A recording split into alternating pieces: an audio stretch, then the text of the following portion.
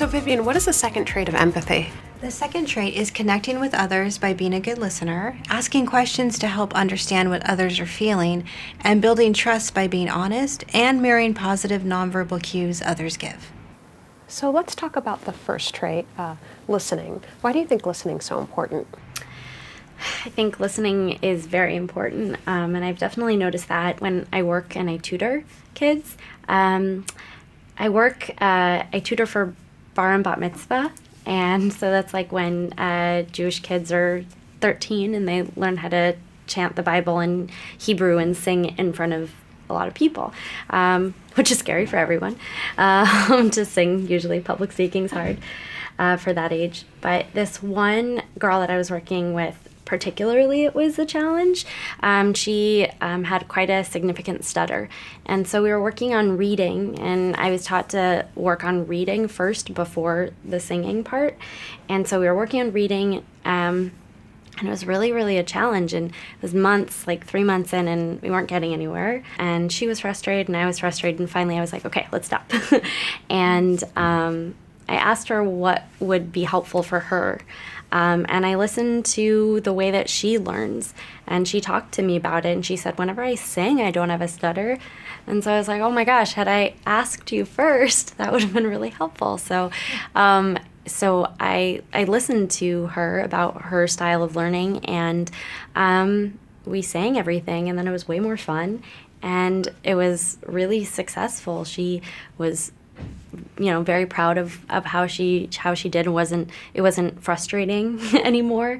It was just fun. And everybody learns in different ways, and really, I guess I probably should take the time to listen to everybody. But specifically with her, it helped a lot. It was like night and day. It's really great that you were able to step back and ask another question so that you could more clearly communicate. So what about the second part of this trait?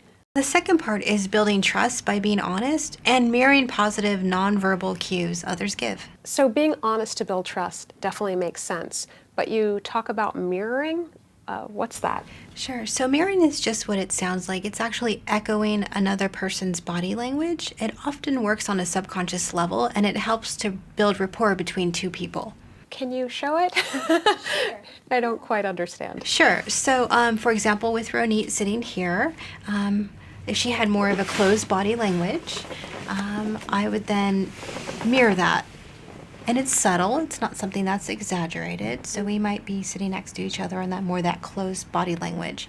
But if Ronit was to take maybe a more of an open body language, and then I would suddenly then mirror that and match that between the two of us. So more of open arms and open stance with less crossed legs. Great. So I can see how mirroring looks, but how does that help build empathy?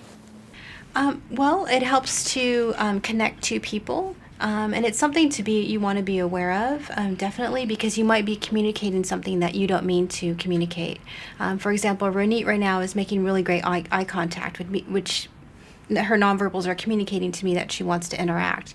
But if I were to look away and not make eye contact, I might be communicating to her that I do not want to interact with her. So it's something to definitely be aware of. And it's a tactic that you can practice and start to be aware of when you're looking to establish rapport with another person. Definitely makes sense as another great tool to aid in communication.